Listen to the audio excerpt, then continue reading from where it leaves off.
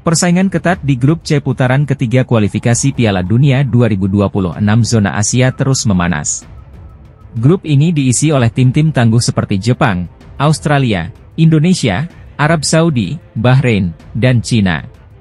Saat ini, timnas Jepang yang dikenal sebagai Raja Asia memimpin klasemen dengan raihan 16 poin tanpa kekalahan.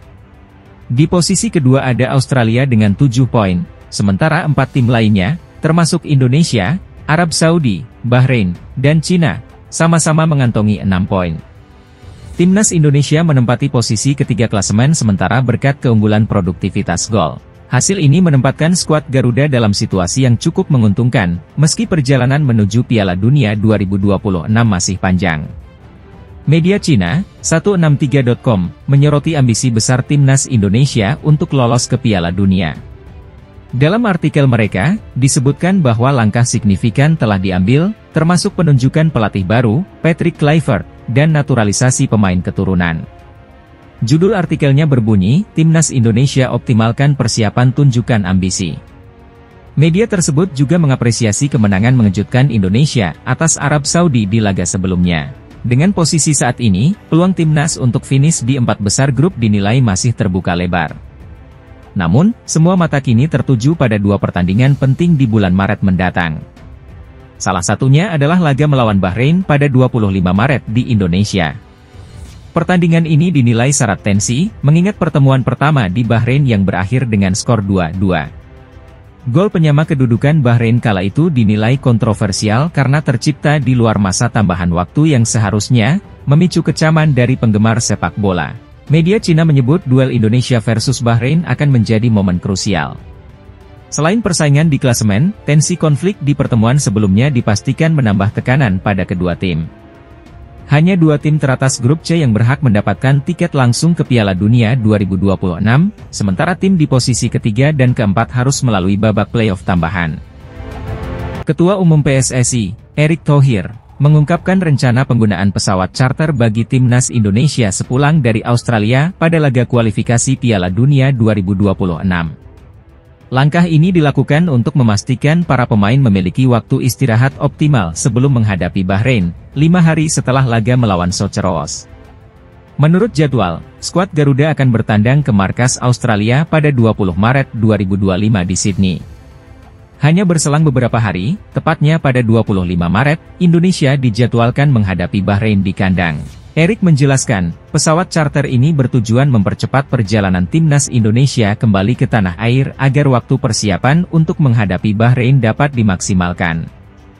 Insya Allah, tanggal 21 mereka langsung pulang menggunakan pesawat charter.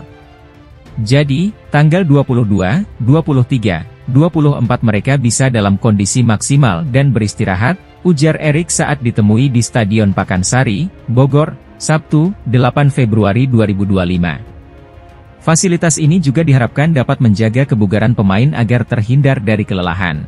Sama seperti ketika para pemain dari Bahrain ke Cina, ini untuk memastikan mereka bisa tampil maksimal, tambah Erick. Pelatih timnas Indonesia, Patrick Kluivert, menetapkan target ambisius dalam 2 laga tersebut. Ia berharap skuad Garuda bisa meraih 4 poin, dengan hasil minimal 1 kemenangan dan 1 hasil imbang. Rencana saya adalah untuk lolos ke Piala Dunia, jadi kami ingin tampil maksimal melawan Australia, dan berusaha keras menghadapi Bahrain, ungkap Kluivert. Namun, pelatih asal Belanda ini menekankan pentingnya menghormati lawan, terutama Australia yang akan bermain di kandang sendiri. Kami ingin 6 poin, tapi target realistis kami adalah 4 poin. Laga ini sangat penting, seperti final bagi kami, tambah Kluivert. Indonesia masih memiliki 4 laga tersisa di grup C babak ketiga kualifikasi Piala Dunia 2026 zona Asia. Selain melawan Australia dan Bahrain, mereka juga akan menjamu Cina sebelum bertandang ke Jepang untuk laga pamungkas. Agar lolos otomatis ke putaran final Piala Dunia 2026, timnas Indonesia minimal harus finish di posisi kedua grup C. Meski Jepang diprediksi sulit untuk dikejar, perjuangan Garuda tetap terbuka lebar jika mereka mampu tampil konsisten di 4 laga terakhir. Pelatih timnas Indonesia, Patrick Kluivert, telah mempersiapkan daftar 27 pemain yang akan dibawa untuk menghadapi Australia dan Bahrain dalam lanjutan grup C kualifikasi Piala Dunia 2026 zona Asia. Laga tersebut dijadwalkan berlangsung pada 20 dan 25 Maret 2025. Jumlah pemain yang dipanggil ini sama seperti yang dilakukan pelatih sebelumnya, Shin Tae-yong, pada November 2024. Namun, yang menjadi perhatian adalah komposisi skuad yang akan digunakan oleh Kluivert, mengingat pendekatan yang berbeda dari pelatih asal Belanda ini. Menurut manajer Timnas Indonesia, Soemarji, Patrick Kluivert memilih pemain berdasarkan kualitas di setiap posisi tanpa memandang nama besar atau asal klub. Dalam pernyataannya di DPR pada 3 Februari 2025, Soemarji menegaskan bahwa persaingan menjadi kunci utama seleksi pemain. Berkaitan dengan pemain, Coach Kluivert tidak memandang dari mana berasal. Yang dilihat adalah persaingan pada masing-masing posisi, kata Soemarji, yang juga menjabat sebagai ketua badan tim nasional. Pendekatan ini membuka peluang bagi pemain-pemain lokal Liga 1 untuk bersaing lebih ketat dengan pemain diaspora maupun abroad. Bahkan, jumlah pemain Liga 1 yang dipanggil bisa saja meningkat dari sebelumnya. Selain pemain yang sudah sering dipanggil, ada kemungkinan tambahan tenaga baru dari pemain naturalisasi. Penyerang Oxford United, Ula Romeni, dijadwalkan mengambil sumpah sebagai warga negara Indonesia, WNI, di Belanda pada 8 Februari 2025. Kehadiran Romeni akan menambah daya gedor skuad Garuda. Selain itu, PSSI juga tengah merampungkan proses naturalisasi Jairo Riedewald, gelandang berusia 28 tahun yang bermain di Liga Inggris.